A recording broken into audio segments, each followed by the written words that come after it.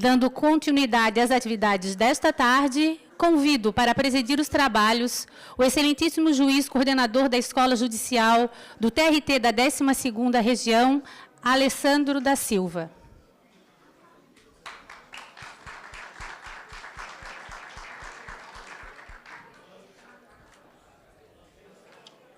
Para proferir a palestra As Relações de Produção Contemporânea, convido o sociólogo do trabalho e professor doutor da Universidade Estadual de Campinas, Unicamp, Ricardo Luiz Couto Antunes.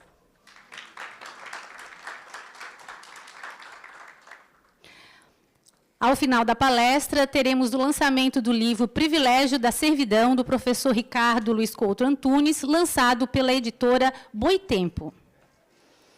Com a palavra, o juiz Alessandro da Silva.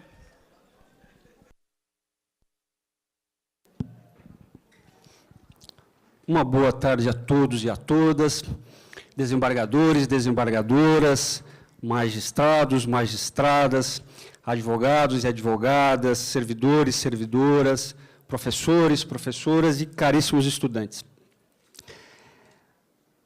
É muito comum a gente ver a apresentação de um convidado, no sentido dizendo-se que trata-se de alguém que tem uma obra muito vasta, que o currículo é muito extenso, e que, em razão de ser já uma autoridade na sua área de pesquisa, o coordenador ou apresentador não vai ter mais delongas na apresentação.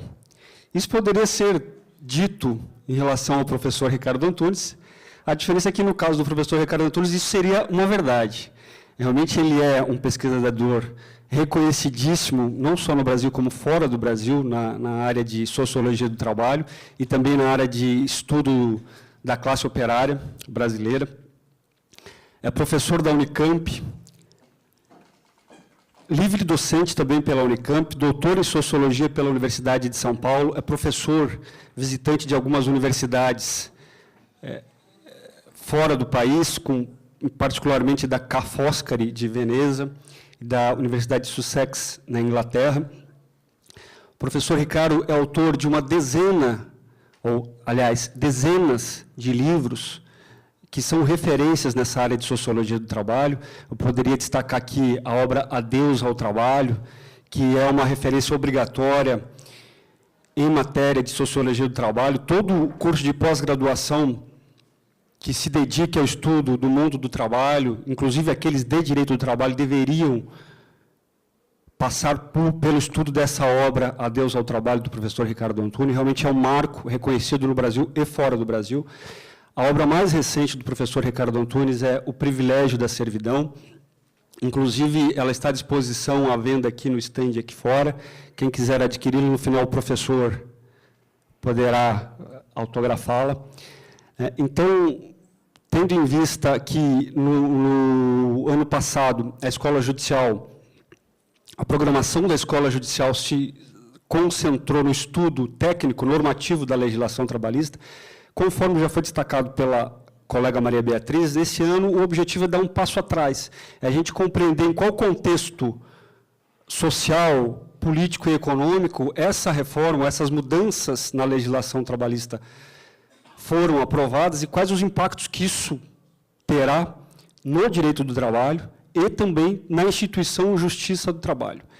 Então, recebê-lo aqui hoje, professor Ricardo Antunes, é uma imensa satisfação, uma grande alegria e realmente é uma honra que o senhor tenha aceitado o nosso convite e estamos ansiosos para ouvi-lo. A palavra está com o senhor.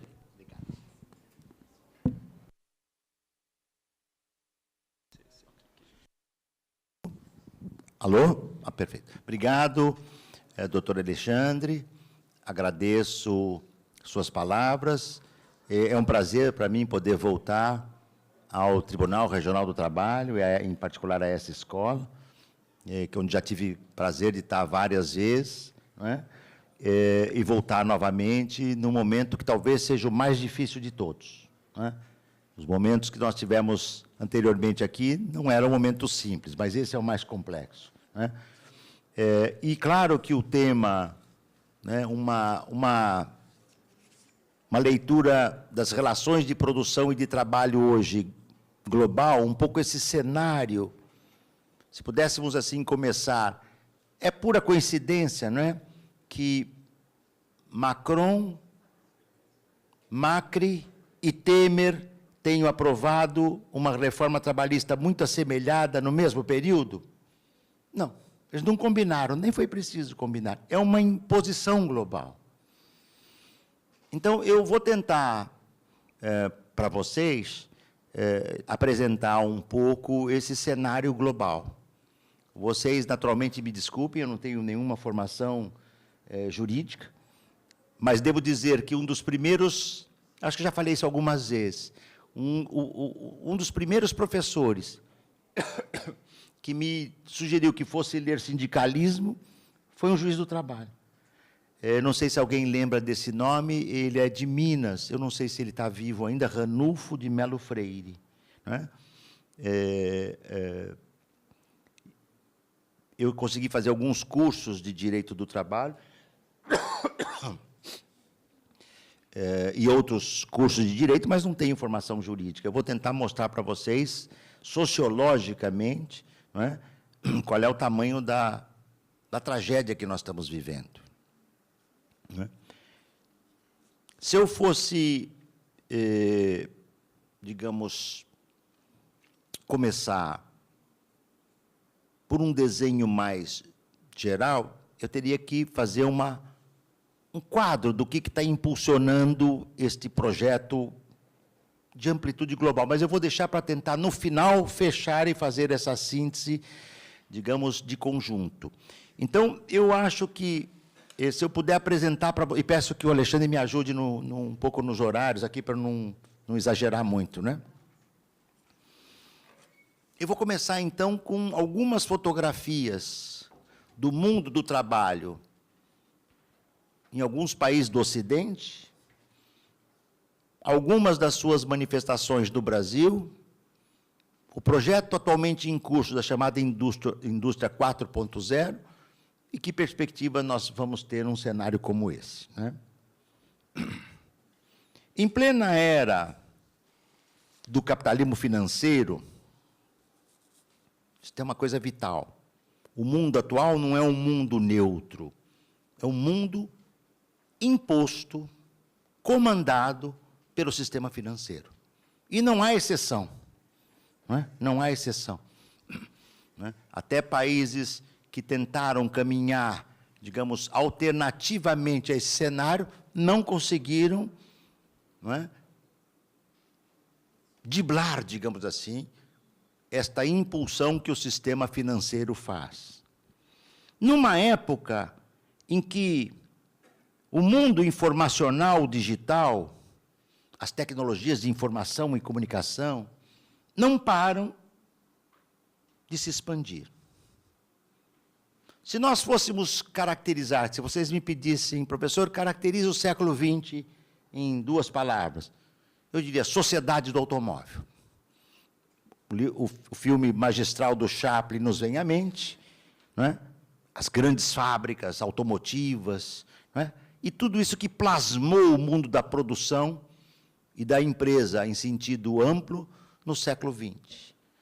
É muito cedo ainda para falar do que vai caracterizar o século XXI. É muito cedo. Mas dessas 2 décadas, quase 2 décadas que estamos vivenciando, eu arriscaria. É a sociedade do smartphone, do celular. Né? Quer dizer, o tamanho da confusão diminuiu e a complexidade aumentou. Entende? Hoje, uma caixinha dessas, o meu celular tem em algum lugar aqui, uma caixa dessas, né, digamos, de algum modo, tipifica, não é, exemplifica ou permite uma fotografia desse cenário. E, digamos assim, o que é estranho, ou o que é aparentemente estranho, paralelamente a este avanço informacional digital, que faz com que o nosso celular de hoje seja lata velha amanhã, ou o nosso mundo digital hoje, tá certo? É sucata amanhã. Ela tem sido responsável não o mundo tecnológico, porque a tecnologia não tem vida própria. Não é a máquina que entra e ela define quem ela vai demitir. Não é? A máquina é resultado, é plasmado por relações sociais de produção, que são as que nós temos vigência hoje. E isso tem gerado um número incalculável de trabalhadores e trabalhadoras que encontram situações cada vez mais instáveis e precárias de trabalho, cuja resultante principal não é outra senão o aumento do subemprego e do desemprego. Eu não tenho tempo aqui, Alexandre, para me expor longamente sobre todos os pontos, mas alguns parênteses eu vou fazer para ajudar a entender. A reforma trabalhista do Temer, não é? Se é que eu posso chamá-la e chamá-lo assim, não é? Ela contemplava a ideia de que, aprovada, ela geraria mais empregos. Como agora, a reforma da Previdência aprovada, bom, o país vai sair da crise. Quem viver verá, diriam os poetas, entende? Pois bem, a reforma do governo Temer foi aprovada, e nós temos hoje mais de 13 milhões e pouco de trabalhadores e trabalhadoras desempregados, quase 5 milhões do desemprego por desalento, ou seja, quase 20 milhões de homens e mulheres sem trabalho, esses que não têm nada, mais uma massa de alguns milhares, tá certo? Não é? De trabalhadores, ou milhões de trabalhadores, que se encontram com trabalhos precários, ocasionais, intermitentes. Aliás, a reforma Temer legalizou a intermitência, que é o que eu vou focar com mais ênfase e crítica aqui. Há uns 15 anos, Alexandre, eu não lembro se o colega estava aqui, eu fiz, acho que a minha primeira atividade no tribunal, aqui. Eu não lembro, porque são tantas atividades, tantos colegas que eu conheci, e tantos que eu tenho feito com juízes, com procuradores do trabalho, com advogados do trabalho também, mas eu brincava naquela época, brincava falando sério, disse, meu caro, virei para o coordenador da mesa, que eu acho que na época era o diretor do tribunal, ou o diretor da escola, falei, meu caro, se a moda pega, vão terceirizar a justiça do trabalho, entende? Sei lá, talvez eu tenha errado para menos, eu exagerei para menos, porque hoje nós corremos o risco de ver o fechamento da justiça do trabalho, que ninguém imagine que não. Fechamento.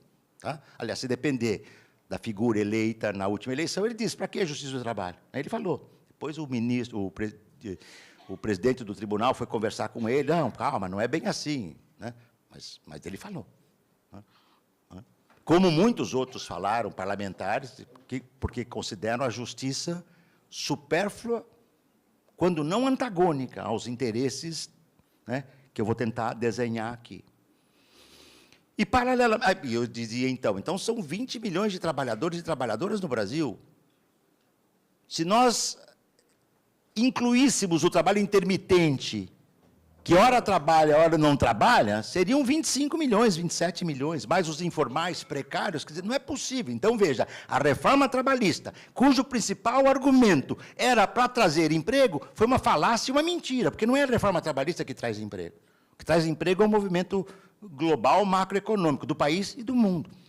Tá certo? A reforma trabalhista garante direitos ou legitima a devastação.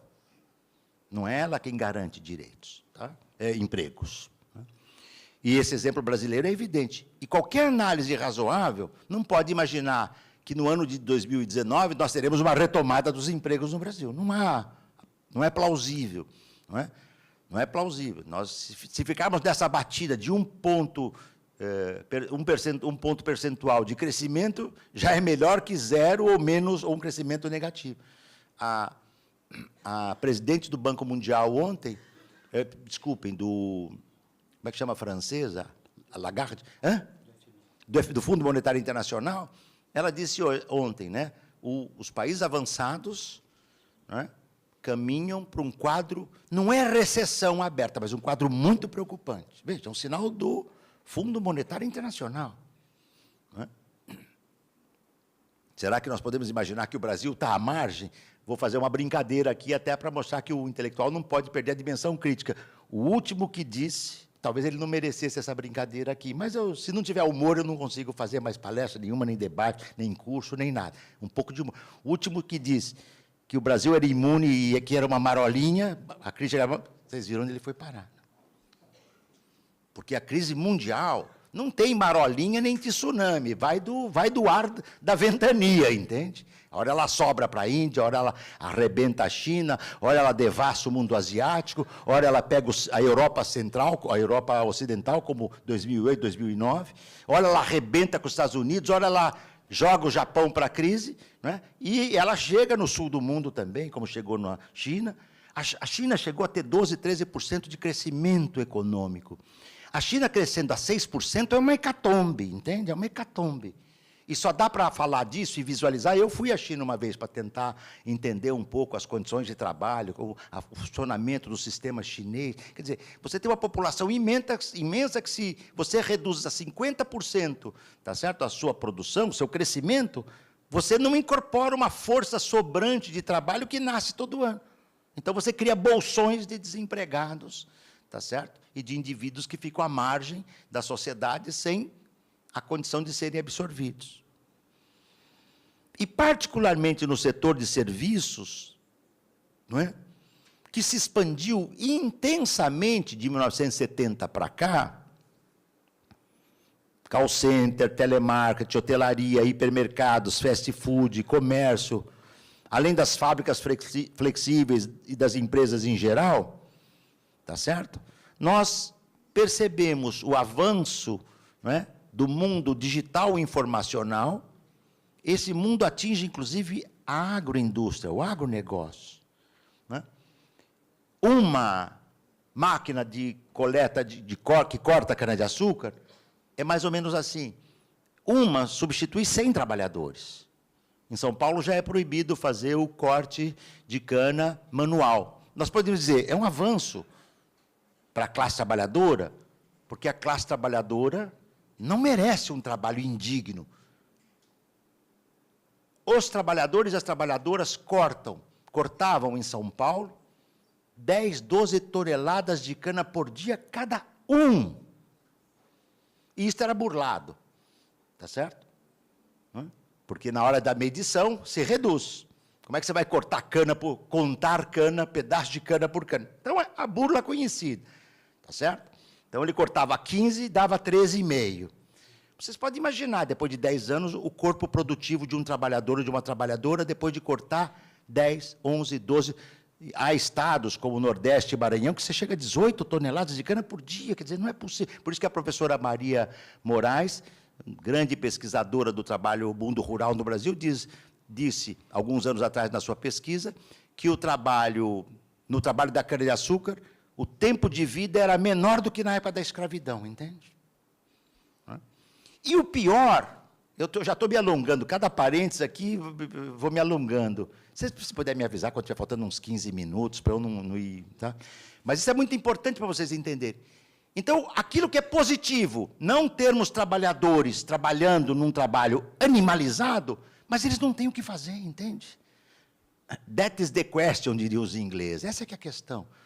Porque você elimina 10, 100, 1.000, 10.000, 30.000, 50.000, aí eles vão voltar para o Nordeste, não tem mais engenho, né? Porque o mundo da agroindústria esparramou-se, esse mar verde pegou aqui Sudeste, essa região do Sul, entra para Vale Ribeirão Preto, para toda aquela região. Se você manda embora, ele volta, ele não encontra mais esse trabalho. Então, é uma tragédia, porque não é que o avanço tecnológico é negativo.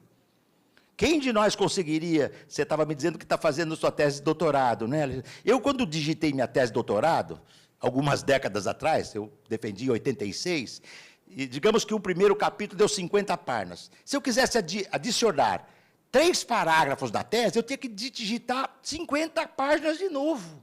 Hoje, basta você pegar o seu computador, você pega lá, digita e dá uma tecla e ele imprime. Quer dizer, é uma revolução no plano do nosso trabalho. Não é? Então, não se trata de ter uma postura contrária à tecnologia. Não é? Mas a questão é o seguinte, se você tecnologiza pensando na humanidade é uma coisa. Se você desenvolve a tecnologia pensando no lucro, nas corporações, é outra, porque você vai desempregar. O resultado que nós temos, né?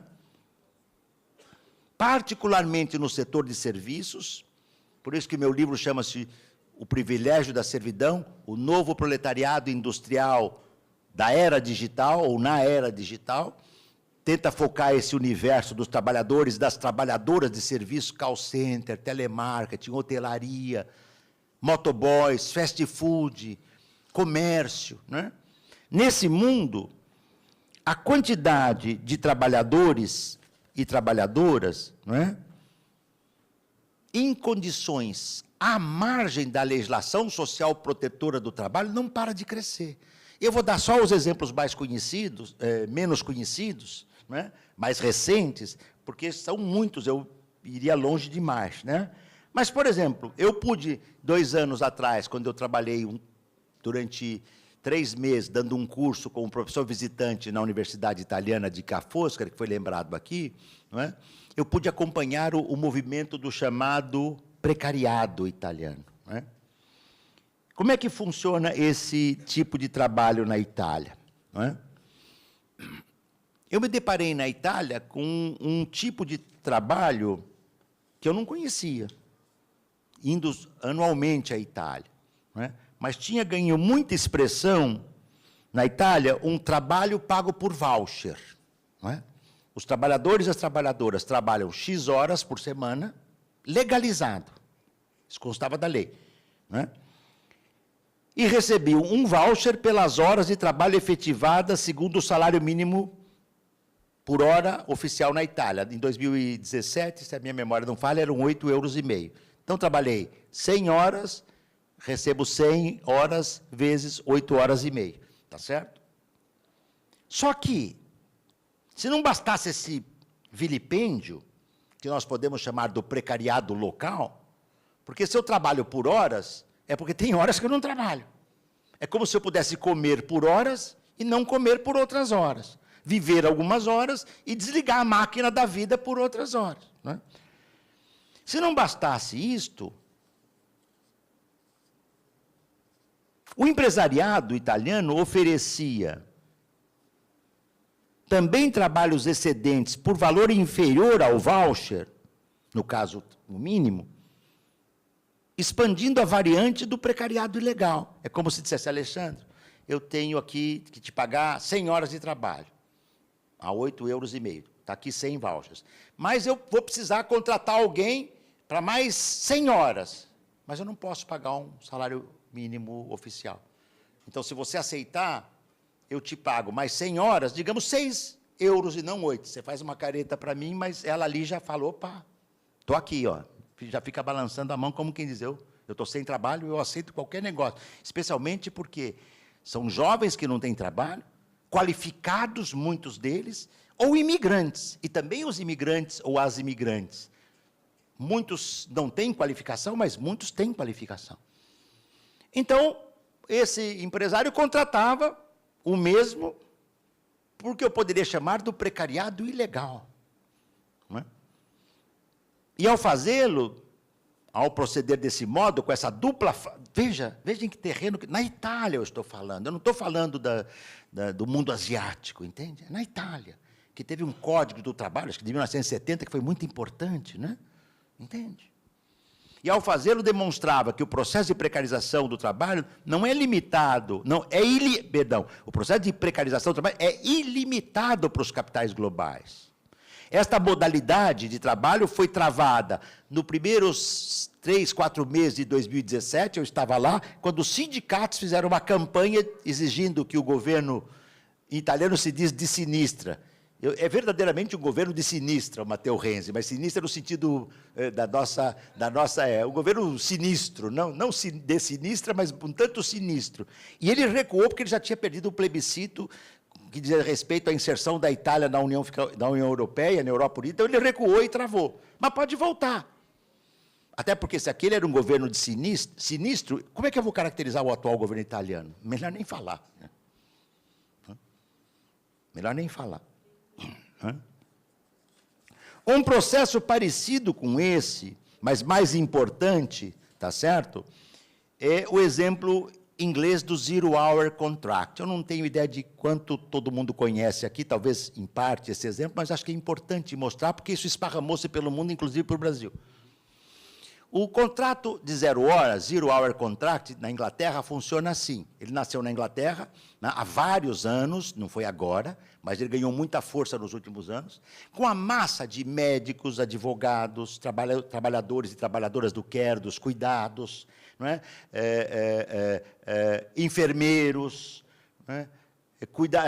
Jardineiros, motoristas, uma massa imensa desses trabalhadores de serviços, não é? Sem trabalho, eles se vinculam a uma plataforma que os chama para fazer um trabalho A. Eles vão fazer o trabalho A, imediatamente recebem a sua parte, mesmo que como o caso do Uber, né? Nesse ponto é igual, depois eu vou mostrar a diferença. E a outra parte, a empresa já pega. Chama-se contrato de 0 hora, porque eu, empregador, ou o que solicita, eu digo que não sou empregador, mas de fato sou, por favor. Não é? Eu não sou obrigado a te chamar e nem a ela. E nem você ou ela são obrigados a atender. Até porque se eu chamo, você diz, hoje eu não posso, ela não pode, ela pode. Só que isso chegou a ter mais de 1 milhão de trabalhadores na Inglaterra nessas condições, hoje é mais do que isso. No Reino Unido é mais amplo ainda. Porque é uma massa de trabalhadores disponíveis. E o que o empresariado diz? Mas nós estamos dando emprego. Ai, que bacana, eles são tão bonzinhos, né? Há de encontrar alguém que dizia, mas eu estou permitindo ao escravo se alimentar, entende? Né? A generosidade humana é ilimitada, entende? Né? Não está dando emprego. Né? Porque o indivíduo, vamos dizer que ele trabalhe, vamos dizer que ele fique 4 dias para esperar uma chamada, que seja um advogado. Hoje vocês sabem melhor do que eu quantos jovens perambulam de um escritório a outro para poder... E alguns são sócios, inclusive, é curioso, né? De uma para outra para poder ter um trabalho. Agora, vocês imaginem naquelas profissões que não dispõem do que o Bourdieu chama do capital cultural. Eu não tenho o capital cultural de um médico, de um advogado, mas eu sou um jardineiro. Meu caro, aí vale tudo, um eletricista. Entende?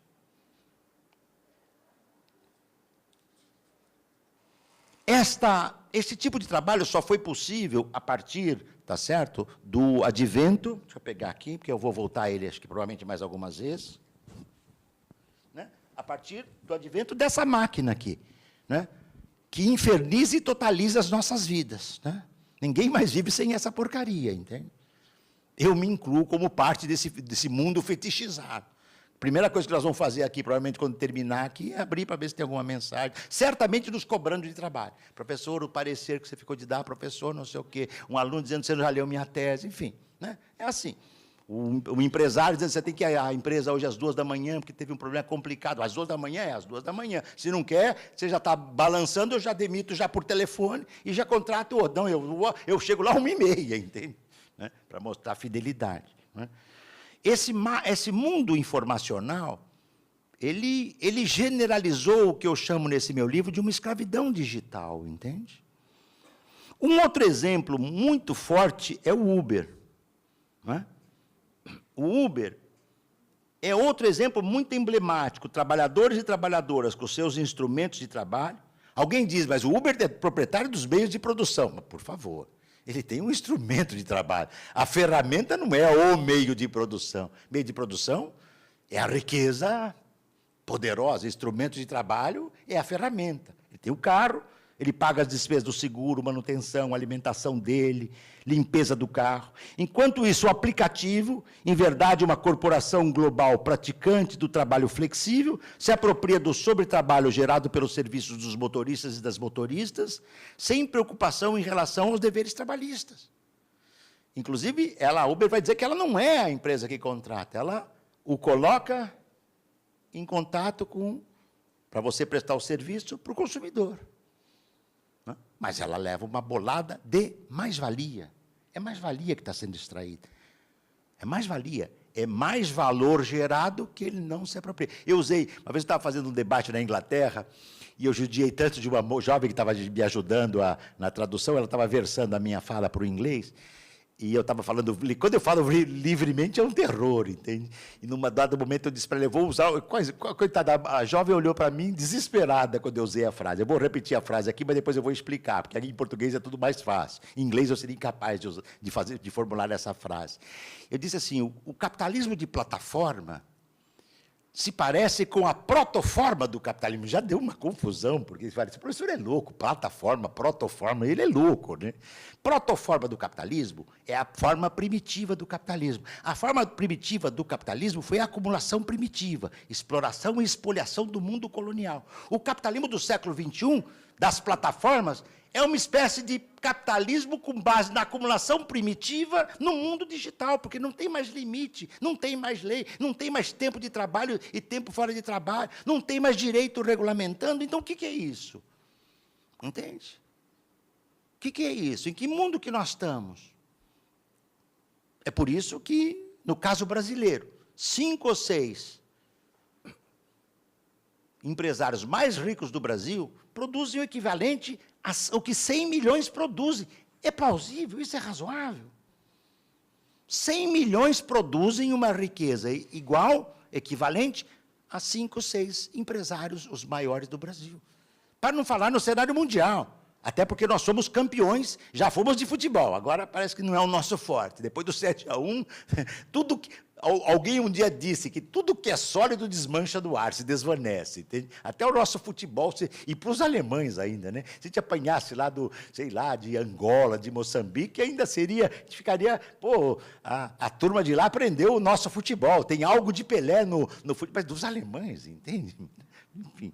Né? E quem fala isso é completamente fetichizado por futebol, entende? Né? Qual é a diferença fundamental do Uber para o 0 hora? O Uber não pode recusar chamada.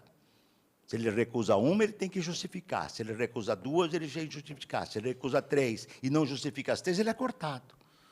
Se ele atende mal, a média dele cai. Se a nota dele é abaixo de 4,7, ele já é sofrível. Então, e como é que não é um trabalhador da empresa que é avaliado? Todos nós, quando pegamos um Uber, ato contínuo, nosso pagamento, recebe o recibo, avaliação do motorista. Eu dou 5, entende? Mas nem importa a qualidade, em geral, boa, né? Mas imagina, o cara está pagando tudo dele, para tirar R$ 2.500 por mês, 3 mil, ele trabalha 12 horas. Para tirar R$ 4.000 por mês, ele trabalha de 14 a 16 horas. E o carro tem que ser perfume. A classe média é um pouco estranha mesmo, né? O carro tem que ter. Só falta pedir perfume francês, entende? Né? Não dá. Ele pode perfumar o carro, mas não dá para. Entendeu? Porque ele tem que pagar, ele tem que limpar o carro. Né? O voucher, o Zero Hour Contract, né? São modalidades de contrato que se esparramam pelo mundo.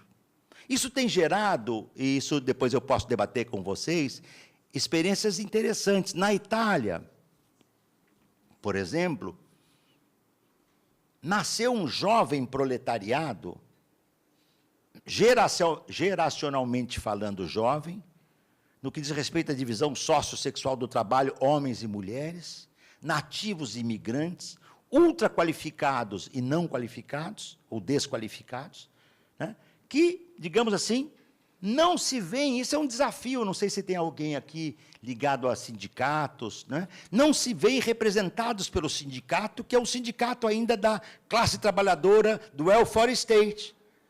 Então, por exemplo, eu conheci na Itália o movimento San Precário de Milão. É um movimento interessante, é uma associação de precários que recusa o sindicato, porque vê o sindicato como deles, e não nosso. Deles quem? Do empresariado? Não, dos trabalhadores com direitos. Na Itália, no sul da Itália, eu também já dialoguei, em Nápoles, com um movimento chamado Clash City Workers. Eles se definem, nós somos jovens das cidades, das metrópoles, e lutamos por direitos. Além de Nápoles, eles têm atividade em outras cidades, né? Por que esses movimentos começam a surgir? Porque eles encontram resistência sindical. Eu fiquei muito surpreso em 2017, positivamente surpreso, quando a CGIL, a Confederazione Generale di Lavoro Italiana del Lavoro, a central sindical mais importante da Itália, vamos dizer assim, tradicional, que vem do velho Partido Comunista, que há décadas já desapareceu, hoje é a central sindical, digamos, de perfil do que você chamaria de social-democrático italiano, ela criou no seu núcleo um grupo chamado NIDIL, Nova Identidade Lavoro, que é uma seção sindical, vamos dizer assim, que representa os precários.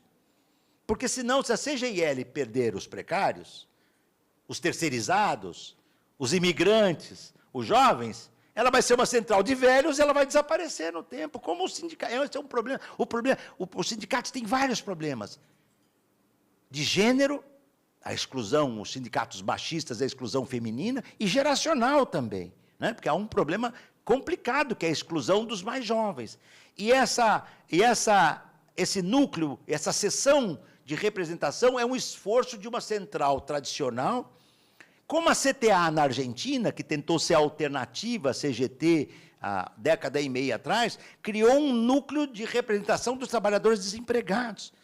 Porque durante muito tempo, isso ocorre em muitos lugares, incluindo o Brasil, os sindicatos não representam os desempregados porque eles não pagam, porque eles não têm recursos. Então, ele não participa sequer de assembleia. Se a classe trabalhadora expulsa o seu desempregado, ela está deixando fora uma parte da classe trabalhadora imensa, que não tem para onde ir. Muito bem. Naturalmente que este movimento expande-se em escala global.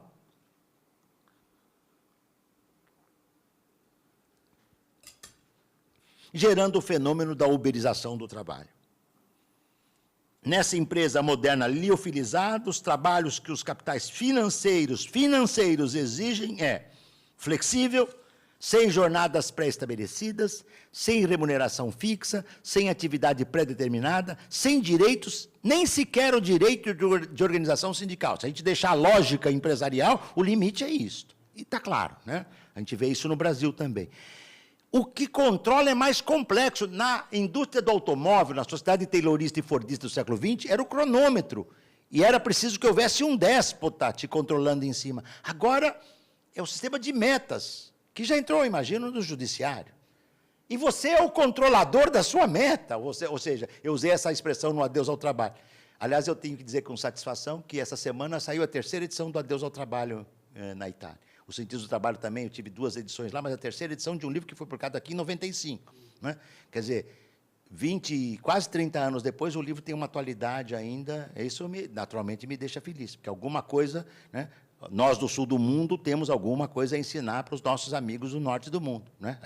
Nosso papel não é só repetir o que eles fazem, não, e o que eles falam. Né? Então, nós temos, digamos assim, um cenário, né, metas. Cada dia seguinte, vão para o mundo da fábrica. A meta de hoje eu atendi, mas a meta de amanhã vai ser maior.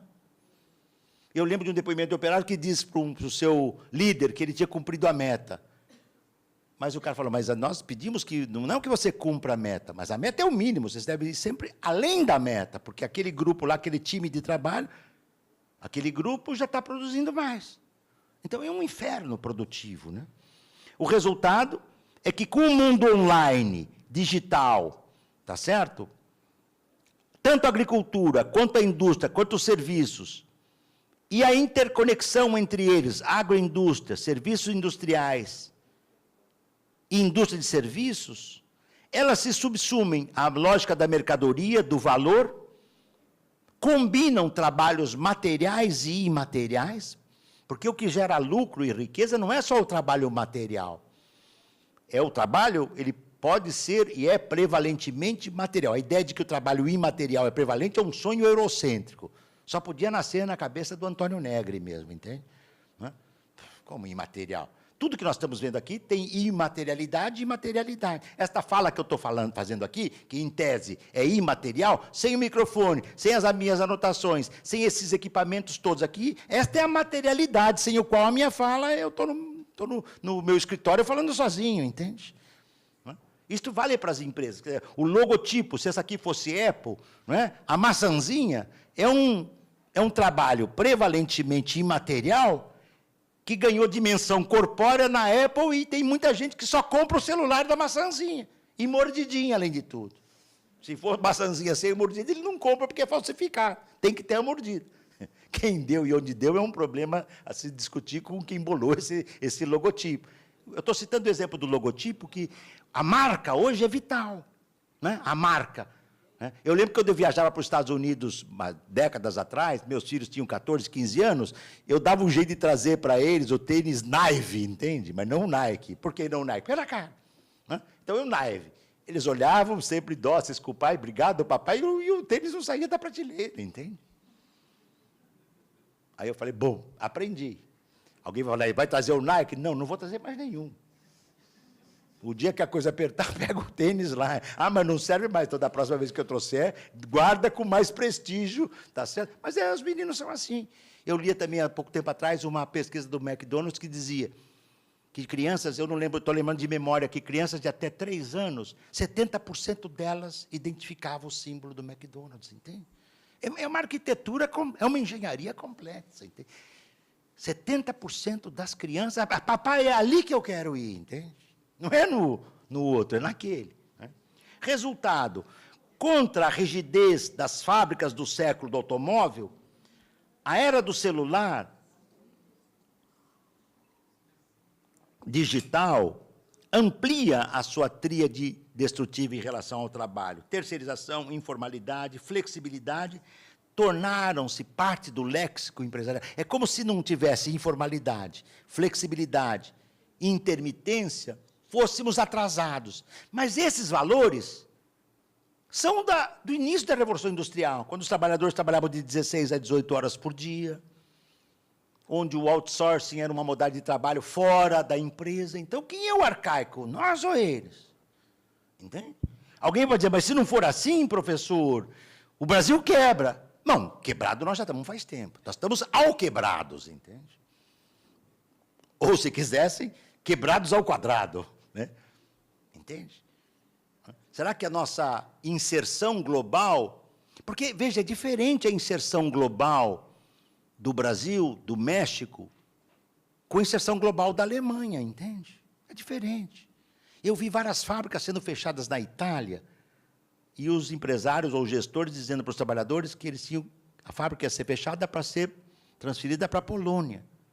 E que um operário italiano ou uma operária italiana que ganhavam 2.000 euros iam ser substituídos por um trabalhador ou uma trabalhadora polonesas ou húngaras por 200 euros. E o que esse trabalhador vai fazer? Você pode dizer, bom, a Itália ainda tem um resquício de welfare state, não é? Onde o trabalhador consegue ter, não é, uma segurança, né, uma previdência temporária, mas que permite sobreviver.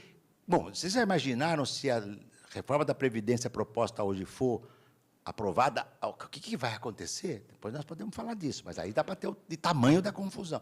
E tem mais. Regime de capitalização foi o que se fez no Chile. Eu fui ao Chile algumas vezes, eu entrevistei operários lá. Muitos operários pagavam a sua previdência para fundos privados de pensão, e quando foram buscar o dinheiro, 30 anos depois, tinha fechado aquele fundo. E a previdência não é mais pública, então vai bater no Estado e vai, quem mandou você escolher aquele banco? Entende? Essa é a reforma da Previdência que vai tirar dos ricos para dar para os pobres. Essa é a nova Previdência. Né? Mas, por favor, né? Por favor. Esse é o fim da Previdência Pública. Eu sou a favor de uma reforma profunda da Previdência. Aliás, qualquer trabalhador público que entra no setor público hoje, me corrija se eu sou enganado. Se eu estou enganado, eu não sou advogado, nem do trabalho. Qualquer trabalhador ou da universidade é assim, entrou no setor público, vai se aposentar com R$ 5.800, não tem choro. Ah, mas os velhos... Bom, mas os velhos são diferentes. Nós entramos... Eu me lembro que, quando eu comecei a dar aula no setor público, eu dava aula também na Fundação Getúlio Vargas, em São Paulo. Se eu fosse professor da Fundação Getúlio Vargas, em tempo integral, eu ganharia, vamos dizer assim, 10. No setor público, eu ganhava 1,5, entende? Depois de 20 anos, quando você ganha um pouquinho mais, agora, por que eu não fiquei no setor privado? Por amor à carreira pública. Só por isso. Porque nenhum professor procura a carreira de professor por causa de salário. Só louco, né? Só louco. Tá certo? Porque o professor, né, raramente consegue ter um salário para conseguir ser professor emérito. Isso é coisa do passado, isso já ficou para trás. Então, é evidente, tá certo? É evidente que na Previdência Pública hoje, né, se você elimina a Previdência Pública para um conjunto. Como é que os... Veja-se uma pergunta, gente, uma questão. Como é que os intermitentes, os e as, homens e mulheres, vão contribuir para a Previdência se o seu salário... Se o seu salário não, se a sua jornada de trabalho é de 10, 15 horas por semana. Quantos anos eles vão ter que trabalhar para chegar aos 40 anos para o trabalho, para a aposentadoria integral? Impossível. Ah, não, mas alguém diz, mas com 60 anos ele vai receber R$500. Provavelmente é o que o formulador dessa política paga de ração para o seu cachorro, entende? Por mês. E olhe lá, se a ração for de tipo classe média, entende? Porque senão vai gastar mais. Vocês podem imaginar, R$400 por mês, um trabalhador do mundo rural, depois com 60 anos, com seu corpo produtivo, homem ou mulher, é muito mais brutal com as mulheres. Porque de 65 anos os homens e 62 as mulheres. Só que as mulheres têm dupla ou tripla jornada de trabalho. Não é? Bom, é evidente que o cenário é um cenário complicado. No Brasil, o Uber já existe. Não fosse o Uber, o desemprego no Brasil seria maior. Recentemente, a Prefeitura de Ribeirão Preto fez um anúncio, tá certo? Contratando professores com salário de Uber. Os professores já gozaram, né? Criaram-se o professor delivery, entende? Né? As empresas de fast food, muitas delas de capital forâneo, né? Comemoraram, mas assim, como os alemães comemoraram o 7-1, quando a reforma da intermitência do Temer passou, porque agora é o seguinte, deixa lá, sábado eu dou movimento, então chamo 7 trabalhadores ou trabalhadores e ficam lá. Tem espaço, eu chamo. Não tem, não chamo. Mas veio para o almoço, já fica para de noite, porque de repente sobra uma coisa de noite, eu te chamo. Fica de noite. Choveu, inundou tudo. Parece que esse país, desde janeiro, tudo piorou, né? Inundação, só falta terremoto, entende? Barragem, né? Enfim, está dando zebra uma atrás da outra, né? Talvez seja isso, como é que chama? Brasil acima de todos, Deus acima de ele. Ele não está gostando lá em cima, acho que ele não está gostando. Mas isso é brincadeira, hein? Mas não dá, né? Tá dando muito azar, entende? Tá dando, quer dizer, tem terremoto, tem enxurrada que bateu no rio, quantos foram. Bom, isso explica, né? Tem gente, crianças bombando e dando tiro em todo mundo, isso dá para explicar, né? Isso tem gente que diz que quanto mais gente armada vai ser melhor. Eu sou capaz de imaginar. Se hoje você já briga no trânsito, porque um te dá uma fechada, já sai para o supapo, imagina quando os dois estiverem armados. 2 mortes a mais garantidas. Aí é saber quem atira primeiro, e se o outro vai ter rapidez para poder responder a ponto dos dois se autoeliminar. Enfim, o cenário é um pouco complicado, né? No que diz respeito digamos assim, as tecnologias de informação e comunicação, elas tiveram um papel muito ágil na produção. Vocês imaginem o seguinte, o setor de serviços do passado era público. Educação pública, saúde pública, previdência pública, medicina pública, saúde pública, já falei, estradas públicas, telefonia pública, tudo isso foi privatizado. Você criou uma massa de trabalhadores e trabalhadoras, né, em plena era do mundo informacional, do mundo maquinal digital, e isto significa que a flexibilização produtiva, como ela é concebida, essa é a questão fundamental. Como o mundo do trabalho hoje é concebido pela lógica financeira, esta é que é a questão. Por exemplo, previdência. Tá, vamos equacionar a questão da previdência. Agora, quanto nós pagamos de juros para a dívida pública? Isso não interessa. Mas é mais do que a previdência. Deve ser maior, mas não interessa. Mas por que não interessa? Por que não interessa? Não pode discutir os juros do capital financeiro? Capitalização beneficia o trabalhador pobre ou o sistema financeiro? O sistema financeiro. Então vamos discutir? Não, isso não pode. Por favor. O último passo no momento atual é a indústria 4.0. Também aí não dá para ser condescendente, entende? Não dá. A indústria 4.0 nasceu no norte, e ela se sustenta na exponencial expansão das tecnologias digitais, a internet das coisas, a inteligência artificial, a robotização de tudo, e vai alterar profundamente o espaço microcósmico do trabalho. E não é indústria 4.0 porque vai ocorrer na indústria, não. É indústria 4.0 porque vai ocorrer em todo o mundo produtivo. Indústria, agroindústria, serviços, escolas. Um exemplo espetacular da indústria 4.0 são os bancos. Nós não precisamos mais ir aos bancos. E como é que os pobres fazem para pagar suas contas? Vai na poupança, como é que chama? Na lotérica. Imagina, os bancos não querem receber os pobres. Põe em caixa eletrônica e lotérica. A classe média alta e os ricos não precisam ir ao banco. E, né, utiliza o sistema informacional, fala com os bancos pela via digital, pelas redes, e resolveu-se o problema.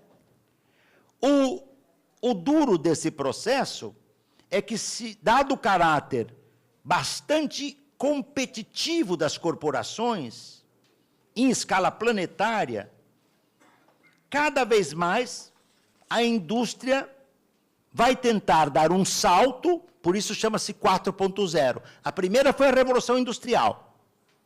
A segunda, dizem eles, foi a Revolução do mundo maquínico do século XX. A terceira foi a Revolução Industrial, a Revolução Tecnológica, perdão, do 1973 para cá, quando houve, digamos assim, essa reestruturação produtiva. A quarta seria agora. Agora, como é que funciona isso para vocês entenderem? Ela é definida como a internet das coisas, o mundo da inteligência artificial, os algoritmos controlando. Então, na empresa da indústria 4.0, se eu preciso de alguma coisa, eu chamo alguém e peço para fazer alguma coisa. Isso é a minha conexão com as outras pessoas e com o maquinário. No mundo da indústria 4.0, uma máquina, percebendo a necessidade daquilo, vai interneticamente conectar-se com outra máquina e determinar a produção de algo que outra máquina fará. Você elimina algumas dezenas de trabalhadores nessa brincadeira. Então, vou dizer, maravilha, uma fábrica que funcione, tudo internetizado, as máquinas, os algoritmos, tudo calculado por algoritmo, maravilha. Mas aí eu pergunto, mas o que a gente vai fazer com os trabalhadores e as trabalhadoras?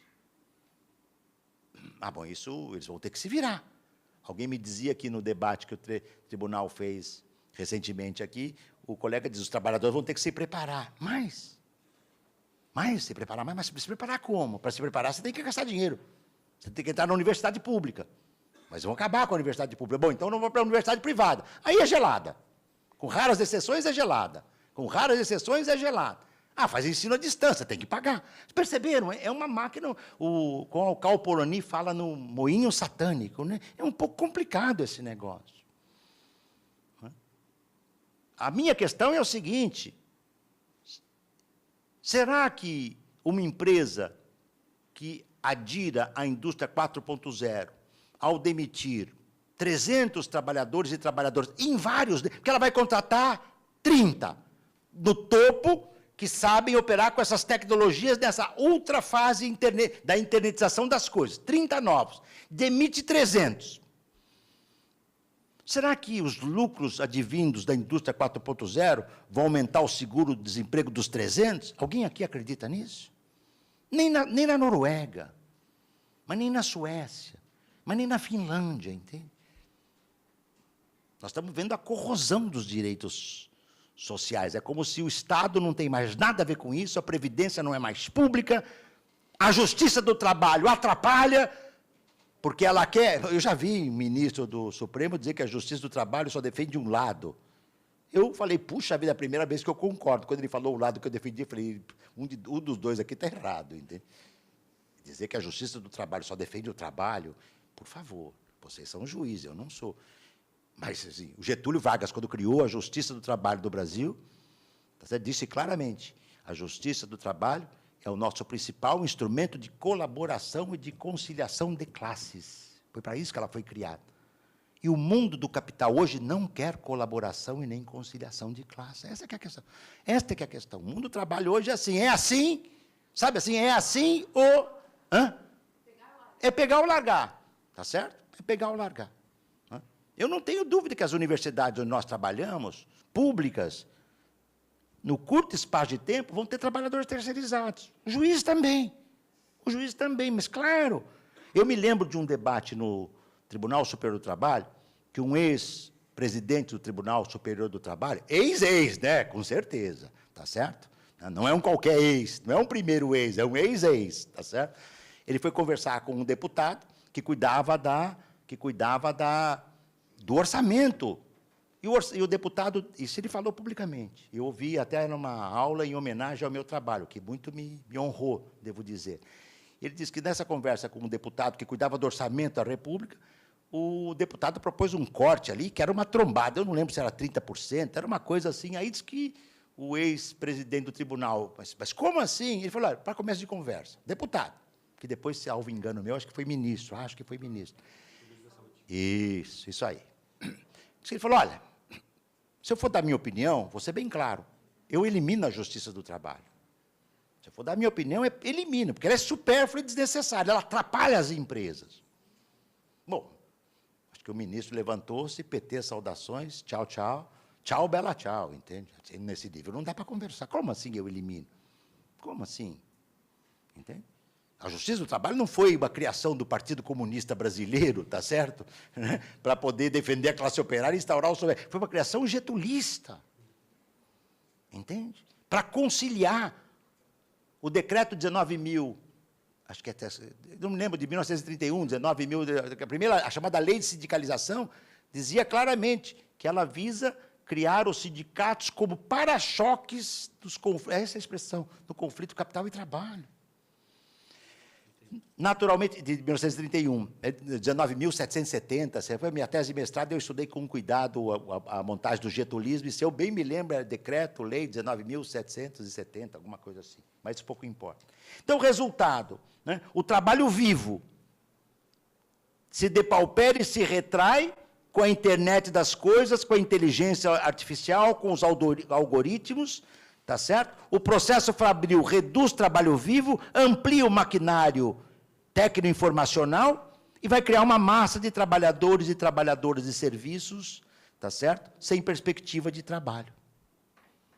E novas profissões vão aparecer, cada vez mais poupadoras de futuras novas, porque não é uma tecnologia com a finalidade humano-societal, entende? Essa é uma questão importante. O que é um avanço tecnológico humano e societal e o que é um avanço tecnológico para o capital e para a valorização? Por exemplo, o avanço tecnológico para produzir a indústria da bomba nuclear, da bomba atômica, ou sei lá que raio de bomba que eles estão imaginando. É para a humanidade ou contra a humanidade? Não é difícil entrar nesse debate.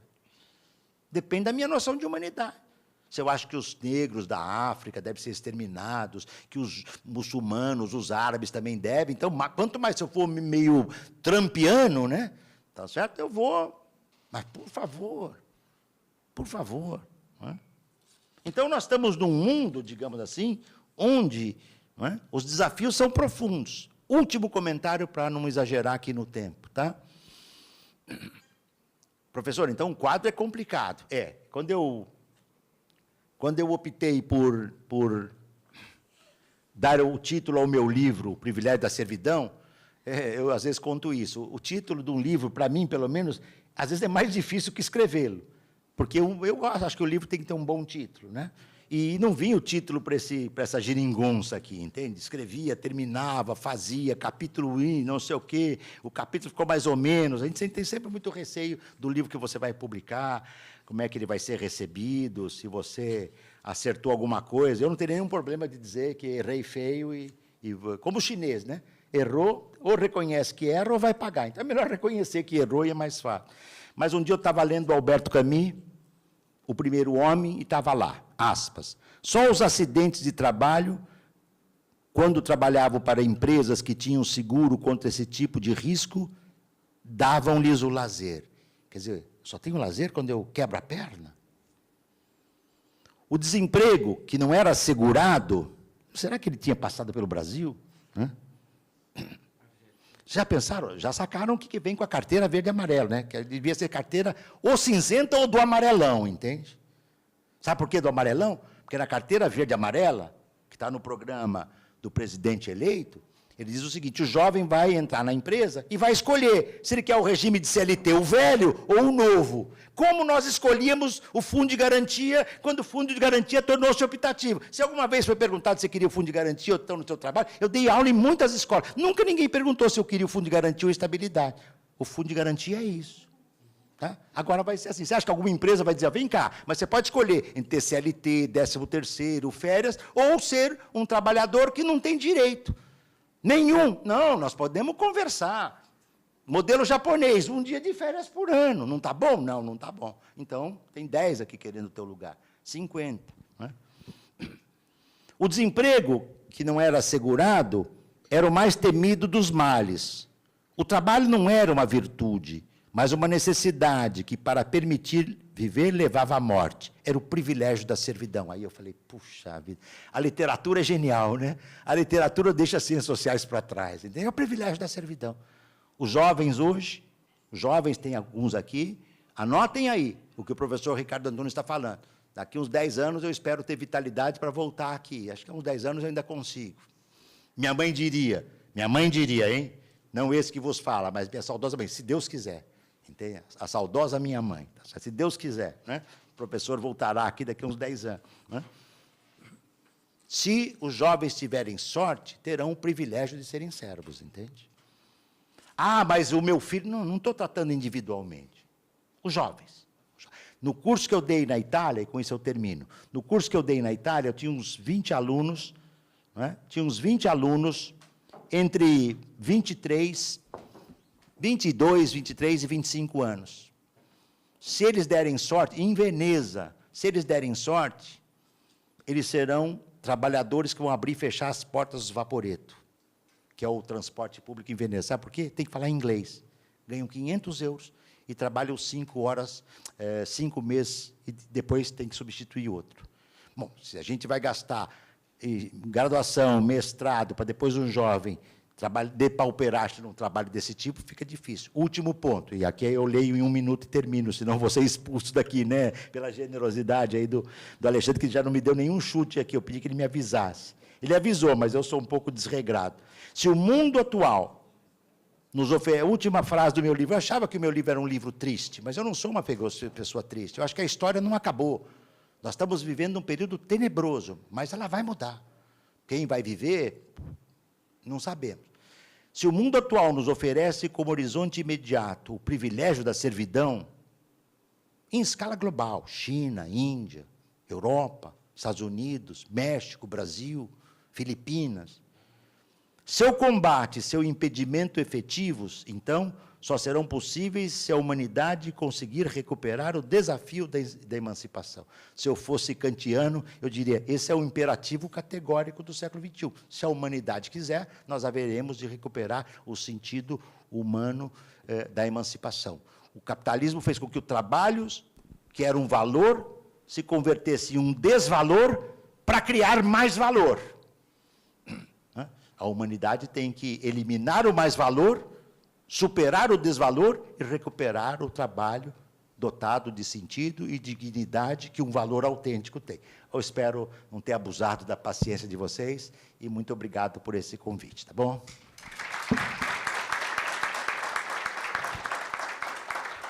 Vai iniciar os debates, mas antes eu gostaria de reforçar, né, que na sala 13, ao lado do auditório, servidores e juízes podem receber a vacina contra a gripe. Então, podemos iniciar os debates. Podemos passar para a colega Desirê, por favor.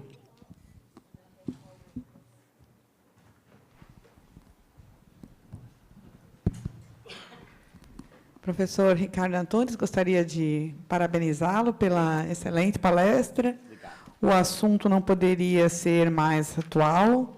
Eu sou juíza do trabalho em Blumenau e uma realidade que tem realmente me chamado a atenção, até comentei com os colegas ultimamente, é assim a grande distância entre o discurso da indústria da tecnologia, da indústria da informática e a realidade dos empregados que trabalham. Porque é exatamente como o senhor falou, às vezes assim, porque é que nem o Google, né? O Google, porque o Google não tem horário flexível, porque as pessoas sentam em salas coloridas e, né, podem dormir, podem descansar, não tem um horário fixo, né?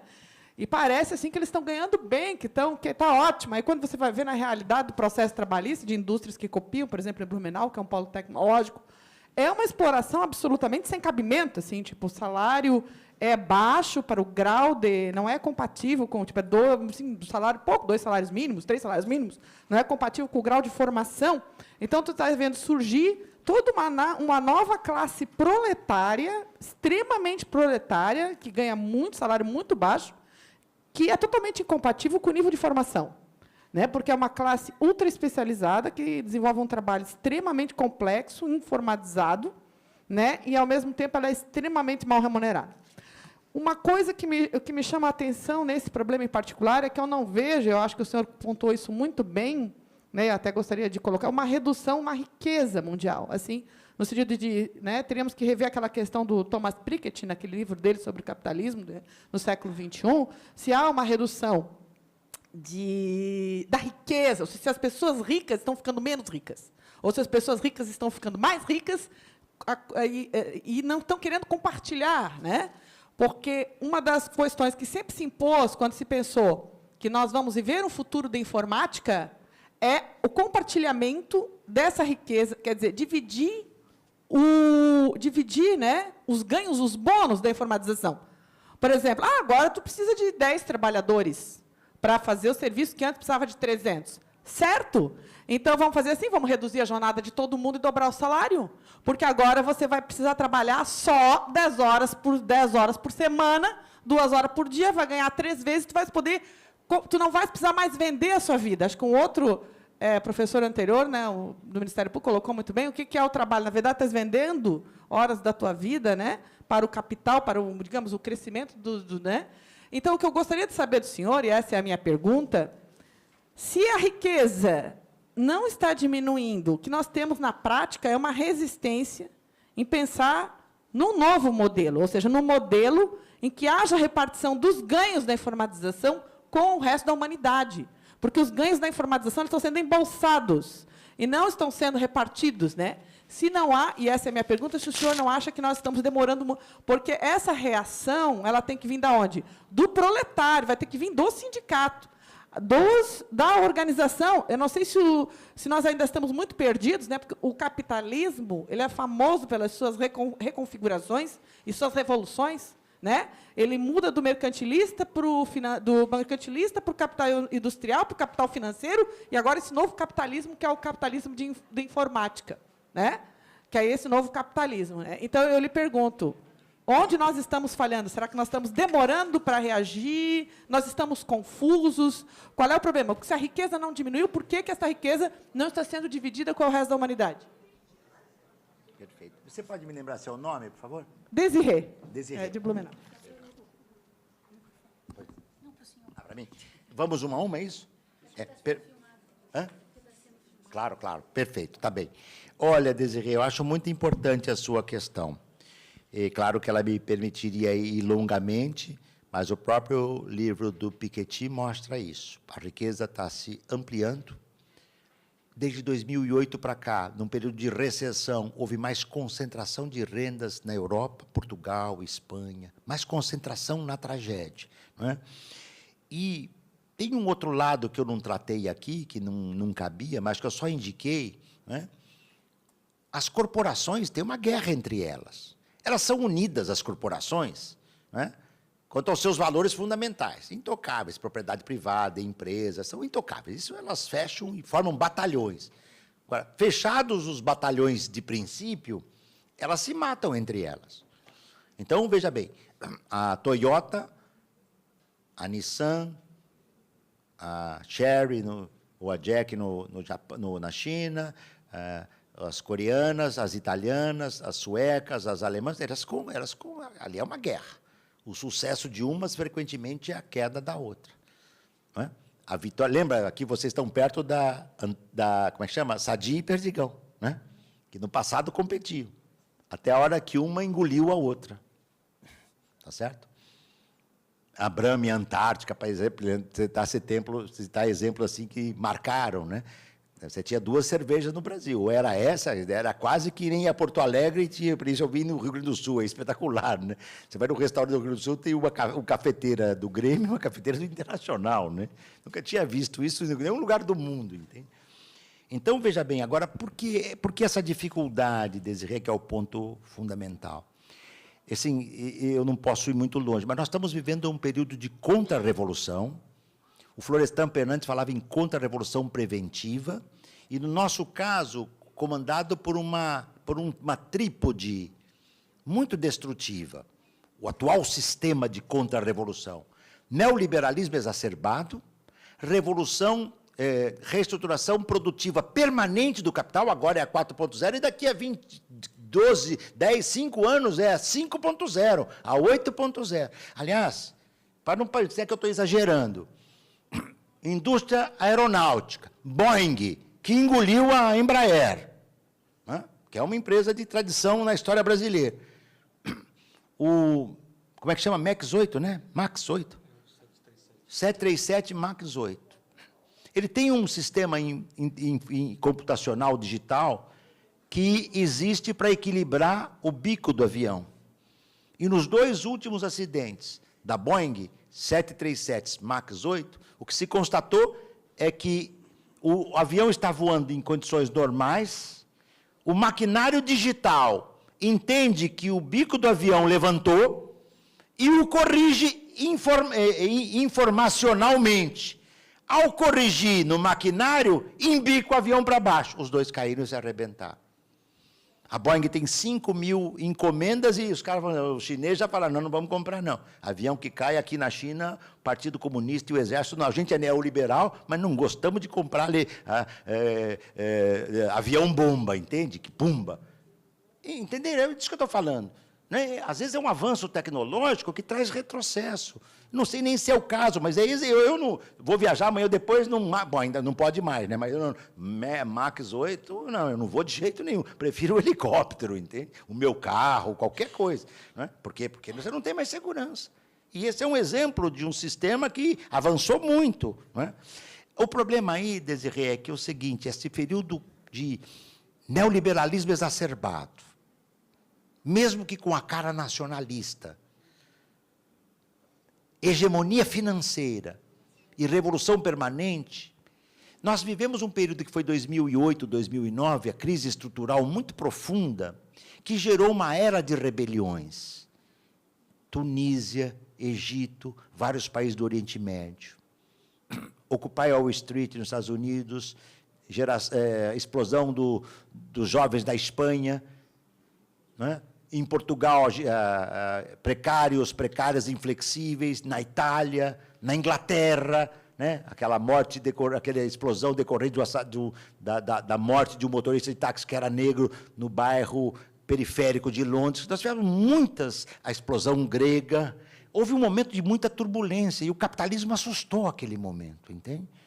Eu lembro de várias perguntas de presidentes de bancos centrais e de ministros de economia de países fortes, dizendo é a crise estrutural do capitalismo mais profunda. Como a esquerda era incapaz de falar em crise estrutural, porque a esquerda estava muito acomodadinha, contente com o capitalismo, vamos reformar o bichinho, a gente passa aqui um perfuminho aqui, outro ali, o bichinho vai funcionar, vai ficar cheirosinho, e com isso a gente leva. Os homens do sistema financeiro dizem, eu vi vários, é a crise estrutural do capitalismo, pior que 1929. E, a partir daí, eles fizeram uma guerra muito pesada para derrotar as rebeliões. Impediram as rebeliões de tornarem-se revoluções e iniciamos uma era de contra-revolução. Nós estamos numa era aberta de contra-revolução. Eu estava na Inglaterra, no dia que foi eleito das eleições dos Estados Unidos para a última presidência. Eu abri o meu celular no dia seguinte, quando eu acordei de manhã, com a certeza que eu ia ver uma mulher. E olha que não era Rosa Luxemburgo, hein? Modesta lembrança ao aniversário desta figura especial. Era uma... Não sei nem se era uma rosa, entende? Ganhou o Trump, entende? Na Hungria, Orbán, xenófobo. Na Itália, o homem que controla o Ministério do Interior, a polícia política e o poder é fascista, ou neofascista. Bom, a Áustria, a Alemanha, o crescimento da extrema-direita, é um cenário devastador. E também, para te ajudar a pensar, eu tento trabalhar isso especialmente, eu tento fazer uma análise cuidadosa, não é fácil, né? Mas da tragédia que foram os anos do PT no Brasil, entende? Eu tento analisar isso eu não sou, todo mundo está careca de saber, eu não sou um professor acadêmico que fico lá na minha sala olhando para os deuses, eu fui 20 anos do PT. Eu saí do PT em 2003, falei, não dá mais, chega, né? Mas eu tentei fazer uma análise sóbria, por que, onde errou, onde acertou, por que caiu, né? Certamente a Dilma não caiu porque estava revolucionando o Brasil, estava instaurando os sovietes do Brasil, por favor. Mas nem no carnaval, nem que fosse, como é que a gente fala do carnaval, nem que como fantasia. São outros elementos, né? Tem um momento muito grande de desencanto mundial. E, olha, os Estados Unidos são um país conservador, mas o Trump é demais, entende? No Chile, conservadores, no Peru, conservadores, no Equador menos, mas também, momento difícil, mas menos, né? Na Argentina. Agora, a contra-revolução, como ela é devastadora, vai chegar um momento em que vai fazer água por todos os lados. Tomara que a gente não volte com a ideia do perfuminho bonitinho para embelezar e tapar buraquinho, sabe? Queijo suíço não dá para tapar buraco. Tapa um, abre outro. Tapa outro, abre outro. Isso coloca, é um desafio. Eu, como sociólogo, se eu não disser isso nessa altura da vida, eu dizia isso nos anos 70, lutando contra a ditadura militar, nós temos que pensar num outro modo de vida. A questão do trabalho não pode ser destroçada. A questão ambiental não pode. Nós não podemos ser objeto de vales e assemelhados. É uma empresa a céu aberto. E as pessoas que morrem? Quantas pessoas, desde Mariana, não podem mais comer? É normal isso. Eu aprendi na Europa que a indústria suja vem para o sul do mundo. Vamos devolver para eles. Eles fecharam os minérios lá, as minas. Vamos devolver. Ou então vamos acabar com o minério.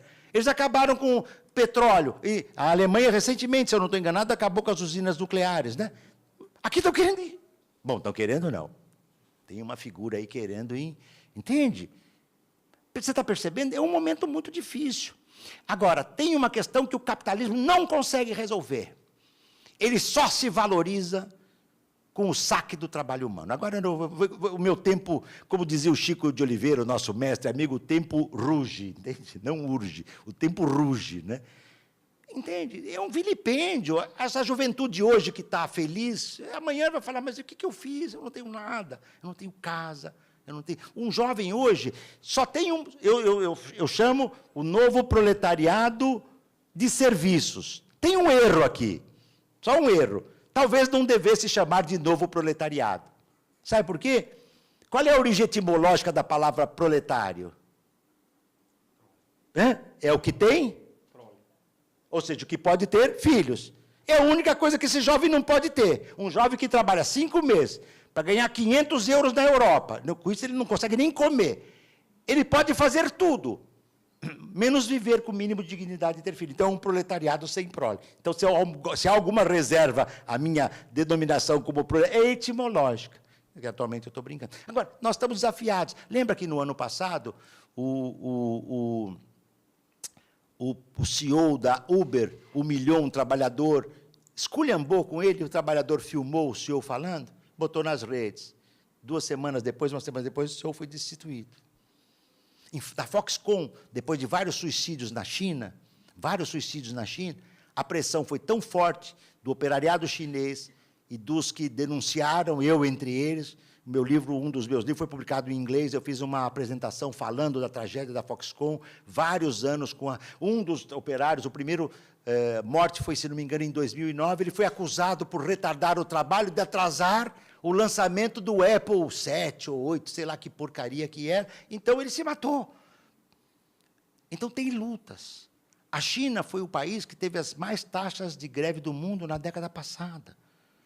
Tem lutas de movimentos sociais, como eu citei aqui alguns. Imaginar que o capitalismo é eterno, nem o Fukuyama acredita mais. Agora, o período que nós estamos vivendo, eu não posso dizer de outro modo, porque eu tenho que dizer o que eu penso. É tenebroso. É tenebroso, mas não é eterno.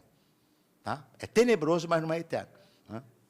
Porque a humanidade, o genial da história é que ela é imprevisível. Isso é o genial da história.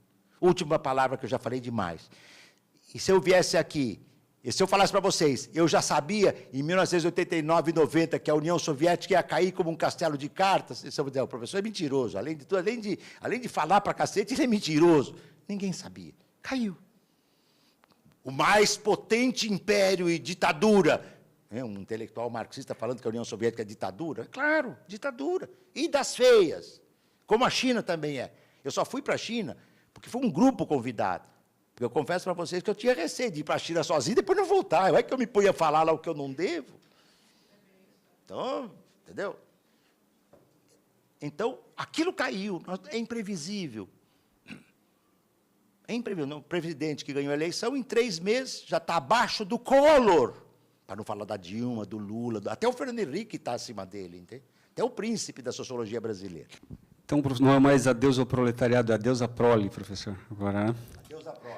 Agora, filho só na outra vida. Mas foi um prazer ouvi-lo. Muito obrigado pela sua participação. Realmente, o que o senhor trouxe vai ter um objeto para muita reflexão. E muito obrigado pela participação, por aceitar o convite.